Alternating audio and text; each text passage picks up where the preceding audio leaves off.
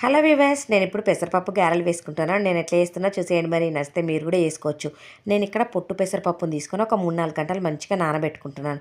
ఇలా నానిన తర్వాత నీళ్ళన్నీ వడగట్టేసి మిక్సీ జార్లో వేసుకొని కచ్చాపచ్చాగా రుబ్బుకోవాలి. నేను ఓన్లీ పప్పును మాత్రమే మిక్సీలో వేసుకొని కచ్చాపచ్చాగా రుబ్బుకుంటున్నాను. ఇలా రుబ్బుకున్న దాన్ని మిక్సింగ్ బౌల్లోకి వేసుకోవాలి. కొంచెం జారుడు కన్సిస్టెన్సీ వచ్చినప్పుడు కొద్దిగా ఉప్మా రవ్వ వేసుకుంటే మనకు గార ఒత్తుకునేటప్పుడు నీట్గా వస్తుందన్నమాట.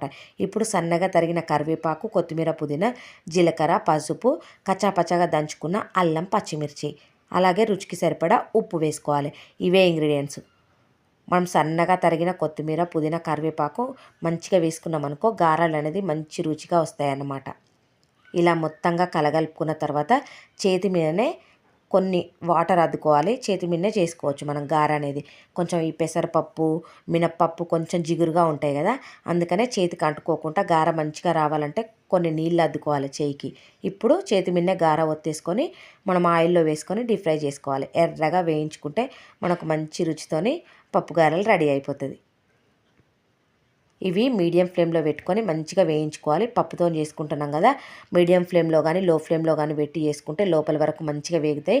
వేడివేడిగా ఉన్నప్పుడు తింటేనే మనకు మంచి రుచిగా ఉంటాయి అన్నమాట. నచ్చితే మీరు కూడా వేసుకోండి. అలాగే నచ్చితే సబ్స్క్రైబ్ చేయండి, లైక్ చేయండి. మరి ఇలాంటి మంచి మంచి ఎన్నో చూడొచ్చు.